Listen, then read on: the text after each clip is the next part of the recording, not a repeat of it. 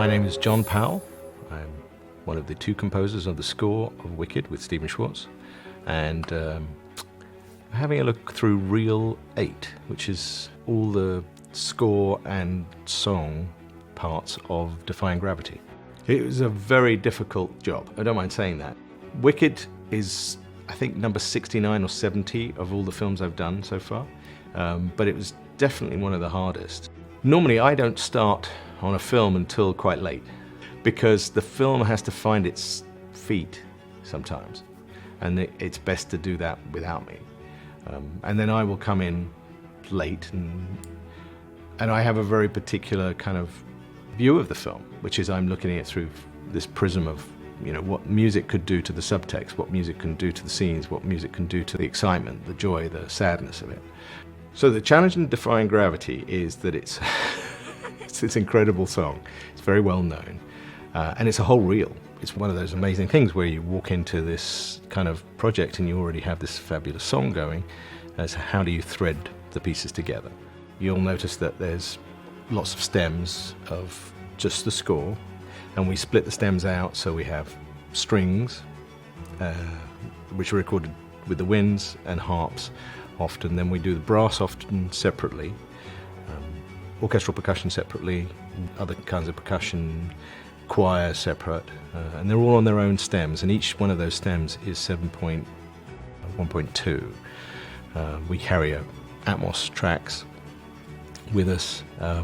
We monitor them in here. This is an Atmos room, and then that goes to the dub stage so that Andy Nelson, who was mixing everything, would have those Atmos tracks. There's also all the song elements that Greg Wells would have supplied, hence the GW there. And now he had orchestral elements as well. So that was always mixed the same way, but all of his, you know, bass and pianos and drums and things were mixed into stems the same way. And there's even times when I may have used some of Greg's material, drums, bass, pianos and things, or even matched it so that we could get from one to the other. And in that case, actually, we even moved some of my elements into Greg's elements so that it could be, you know, processed the same way, and so that Andy could find all those bits in a common way. He wasn't always having to search around for things. As you can see, it's a highly complicated session. Everything is always in flux, in my opinion, until the end of the dub. I'm never off a job until the print master, as it's called, when everything is finally printed all together. I consider it my role to still be available and still figure things out and try and make sure that we can do as good a job musically as we can right until the door closes. So everything being in Pro Tools here, it allows us to move stuff around, re-edit, do anything until the absolutely last minute if it feels like there's a problem. So between Greg Wells and Stephen Aremus and me and the music editorial and Myron on the film editorial and John, there's a lot of scrutiny going on to all of these tracks, and that you can basically see here. So it would go between a score cue like this one. So you could see we had to know where we were going and make sure that we were, you know, landing in the right place for the beginning of the song there. And that was really just a build section under some dialogue. But coming out of this one, I think we then cross over into Morrible's announcement, this terrible moment when she's announcing across all of Oz that there's this evil creature. And right now. So you see there, I knew that, and we played around with this, we knew that we were going to get the gravity theme on the end of this section, and I had to meet up with it in the right key. So that's where the cue starts. And I had to pick up that chord. And then I was just trying to get this feeling of, I don't know, kind of impending tragedy. So it kind of is, it's a mixture of two goes at this cue. Basically, I had one that was pulsing and one that wasn't. And in the end, the best result was to sort of crossfade between the two of them.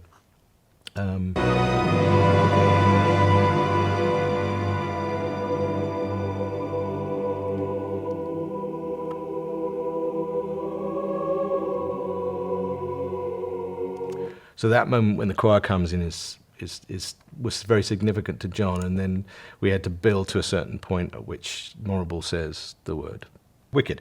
And so there was a great significance to that moment, so I had to make sure that we landed in the right place. And then getting out of that,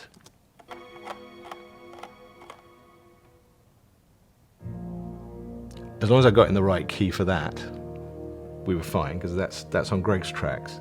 So I don't have to worry about this section, but I do have to worry about getting out of this section now into the next section. So for instance, in this section, Greg had this kind of groove stuff. I think, it's pretty much straight out of the underscore from the original musical. So I just took these elements, we looped them around a few times.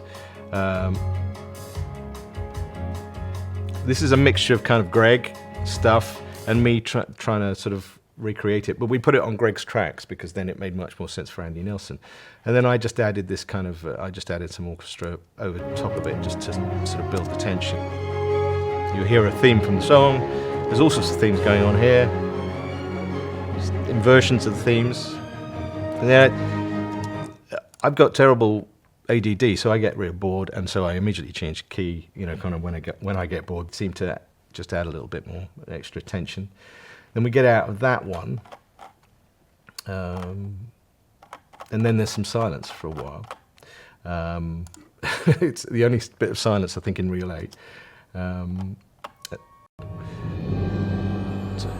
then I got into this section, which is based on some themes we did, original themes we did for the movie. There's about 3 themes that are new to the movie. And this is kind of you understanding that she has got these powers, and what's she going to do with them? So all of this had to be kind of constructed and timed with image and get that in the right place as she grabbed the broom. So we knew we needed that section, and then I had to sort of score the action scene.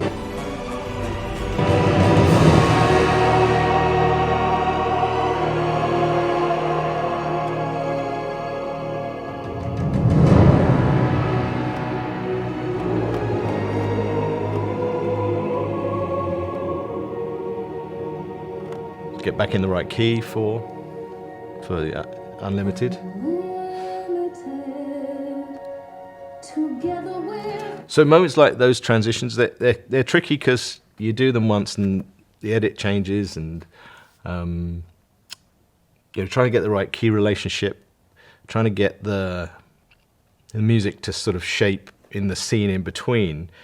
So here we are in the Cape scene, very difficult scene. Elphaba, we have to watch her very, very carefully for when she realizes that Glinda's not going to go with her. It's a very difficult moment for both characters, and so music is better staying out of the way as much as possible, but we then had to transition into something that would then indicate that she was going to take control and take power, and how to get to that.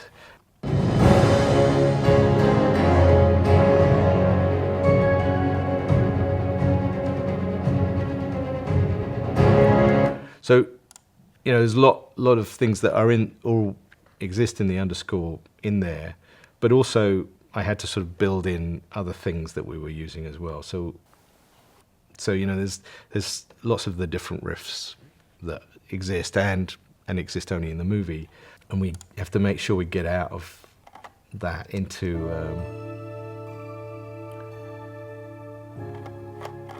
I hope you're happy. Now that you're choosing this. So you can see the transition point there, and that gets into some amazing vocals. Both Ari and Cynthia sang live. I was told, interestingly, that out of all the people, all the music editors and us and blah blah blah, and all of us being hotshots on Pro Tools, apparently the person who's best at it is Ariana Grande. She's a monster, apparently, on Pro Tools, on cut your own vocals, and possibly Cynthia, I believe. So it's interesting that I guess this is a sort of a world a world where everybody knows how to use Pro Tools. So then we get through the song, and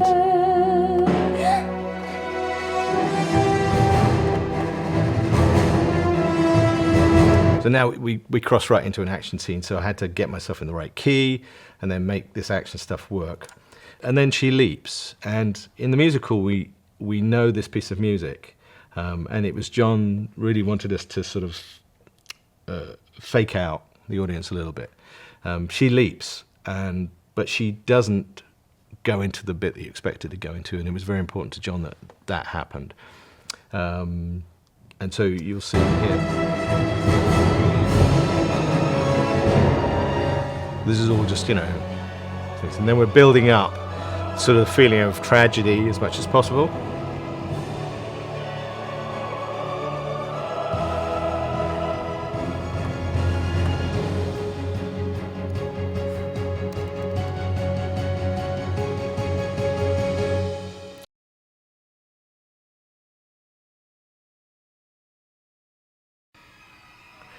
So then she crashes through the window, and normally we all know where that bit goes. It goes to the, this one of the most amazing pieces on Broadway that's ever happened.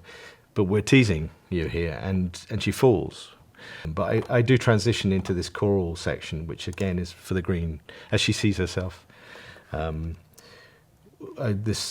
sort of the theme which was supposed to really represent the kind of the purity of her heart, and what she really desired as a character, so that's when the choir takes over this.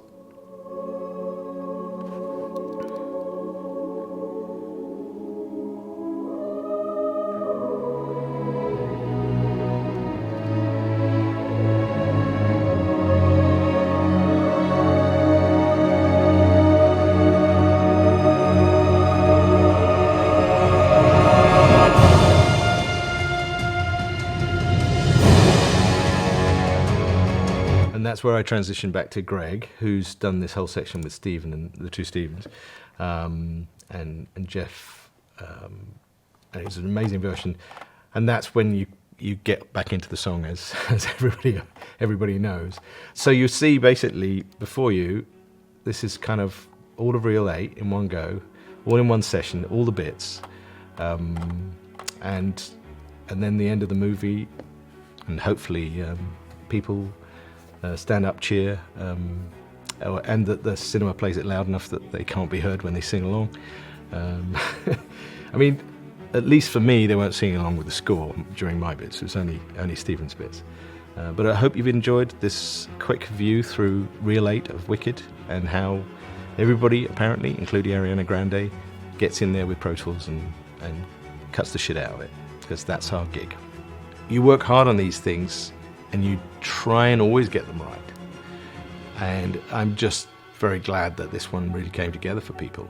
When we started the movie, we didn't know how to do it, and I guess we do now, but now we've got to go and do part 2, and I'm not even sure I know how to do part 2 yet, but, we'll figure it out.